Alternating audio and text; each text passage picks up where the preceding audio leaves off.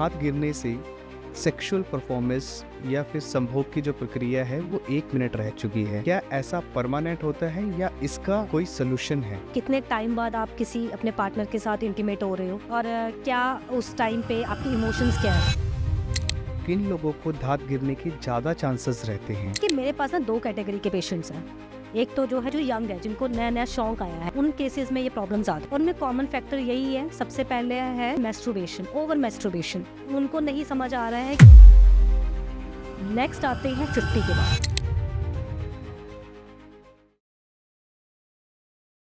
So doctor, धात गिरने से sexual performance या फिर संभोग की जो प्रक्रिया है वो 1 मिनट रह चुकी है।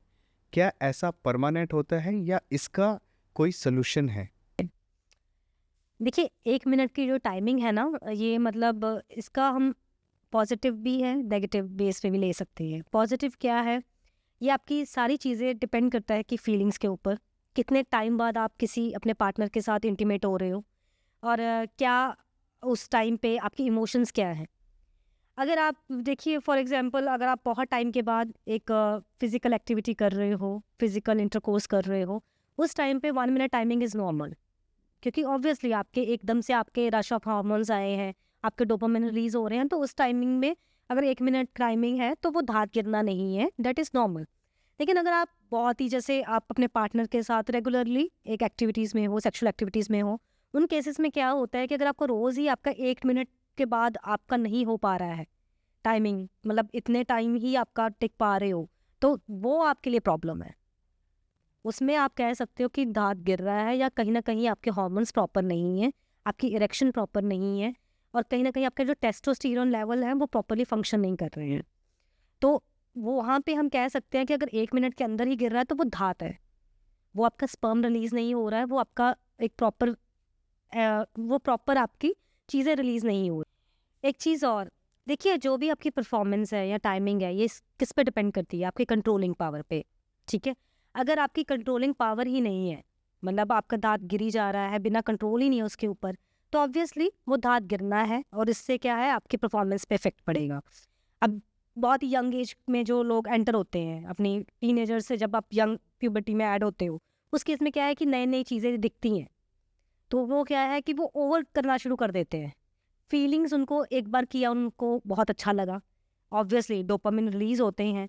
मेन केस में मैंने बताया ये कि डोपामिन सारी चीज़ें आपकी इसी के ऊपर है, आपको रिलैक्सेशन मिलती है, आपको लगेगा कि ये तो बहुत ही मतलब ऐसी चीज़ है। जैसे फॉर एग्जांपल, अगर ड्रग खा रहे हो तो उससे आपको थोड़ा रिलीज हो रहा है ना, खुशी हो रही है, वो भी एक तरह से ये भी एडिक्शन है, जो यंग बच्चों में बहुत ज़्यादा है। ये एडिक्शन बन चुका है आजकल, मैस्टरबेशन करना। ठीक है, मैस्टरबेशन सबसे कॉमन है। यंग एज में क्या होता है कि मैस्टरबेशन आपको पता चला है तो आप ये बहुत ही फ्रिक्वेंटली करना शुरू कर देते हो। जब आप बहुत फ्रिक्वेंटली करते हो, उस केस में क्या है कि आपकी जो नर्व्स हैं वो रिलैक्स हो जाती हैं। उसके बाद थोड़े टाइम बाद क्या होगा, नर्व्स अपने आप ही रिलैक्सेशन मोड में चली जाती हैं, और उस केस में धात गिरना शुरू हो जाता है। और फिर उनके दिमाग में जाता है कि ये गलत हो रहा है मेरे साथ, ये मेरी तो बहुत अपने आप ही गिरी जा रहा है, मैं सो रहा हूँ तब भी गिर रहा है, अगर मैं वॉशरूम जा रहा हूँ तब भी गिरी जा रहा है। तो ये फिर एक डिजीज का रूप ले लेता है, जिसमें हम धात रोग बोल। तो आखिर में जब आप अपने पार्टनर के साथ सेक्स करोगे, है ना, इंटीमेट हो गए, उस केस में क्या है कि आपके कंट्रोलिंग करना चाहो तो भी नहीं हो पाएगा, उस केस में आपका अपने आप ही गिरेगा धात। तो ऑब्वियसली वो कहीं ना कहीं आपको एक साइकोलॉजिकल हिट ज़रूर देगा। सो डॉक्टर, अब मुझे बताइए कि किन लोगों को धात गिरने के ज़्यादा चांसेस रहते हैं? आपके पास तो ऐसे काफ़ी पेशेंट आते होंगे, तो उनमें एक कॉमन फैक्टर क्या होता है, आप मुझे बताएंगे? कि मेरे पास ना 2 कैटेगरी के पेशेंट्स हैं। एक तो जो है यंग बॉयज़ हैं, वो आते हैं, फॉर एग्जांपल 18, 19, 20, 22 के बच्चे। नेक्स्ट आते हैं 50 के बाद। मतलब वो बीच वाले जो है ना, वो उनका ठीक है, वो अपनी टाइमिंग और उन पे आई थिंक वो बिजी है अपनी चीज़ों, तो वो इन पे ध्यान भी नहीं दे पा रहे हैं। लेकिन वही मैंने बोला कि 50 के बाद जो ओल्ड एज में जा रही हैं, उनमें ये प्रॉब्लम है। और जो यंग है, जिनको नया नया शौक आया है इस चीज़ों का, उन केसेस में ये प्रॉब्लम ज़्यादा है। और उनमें कॉमन फैक्टर यही है, सबसे पहले है जो यंग में आया है, masturbation, over masturbation. They just, उनको नहीं समझ आ रहा है कि ये कैसे, क्या टेक्निक है, कितने टाइम के बाद करना चाहिए। बस उन्होंने अपने दोस्तों में पता चल गया कि ये करना है, हॉस्टल लाइफ में है, मतलब ऑब्वियसली ये उनके लिए एक फ़न गेम बन चुकी है। इससे क्या है कि उनको रिलैक्सेशन मिलती है, वो खुश हो रहे हैं, तो ठीक है, वो करते जा रहे हैं। और सेकंड जो है 50 के बाद, जब आपका एक पीरियड आता है लोनलीनेस का, आपको अपनी और चीज़ों से थोड़ा-सा आप फ्री हो जाते हो, अपनी जो गृहस्थ जीवन से आप फ्री हो जाते हो, आप अपना मनी माइंड छोड़ के आप सिर्फ अपनी हेल्थ के ऊपर ध्यान दे रहे हो, तब आपको ये चीज़ें रियलाइज़ होती हैं।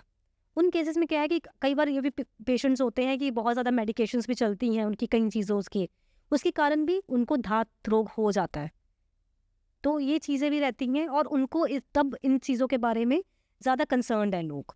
मतलब मेरे पास आज ही शायद एक पेशेंट आया है, आई थिंक उनकी एज होगी 60-65 प्लस, मतलब अप्रॉक्सीमेटली इतनी एज है।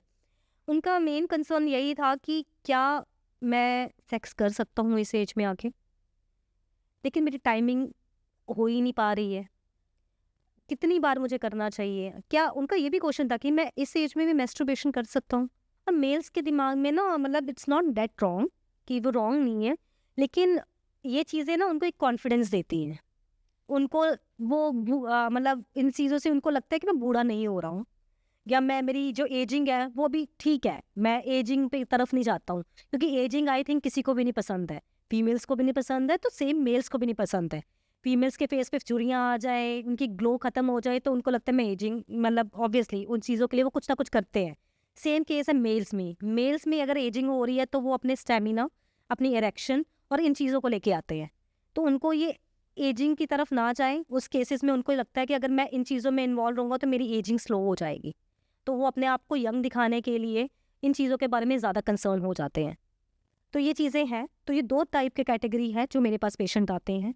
तो इन दोनों का कंसर्न सेम है कि हमें अपना स्टेमिना, इरेक्शन और साथ ही साथ कईयों को दाँत गिर रहा है, तो उस केस में उनको कुछ ना कुछ सॉल्यूशन चाहिए।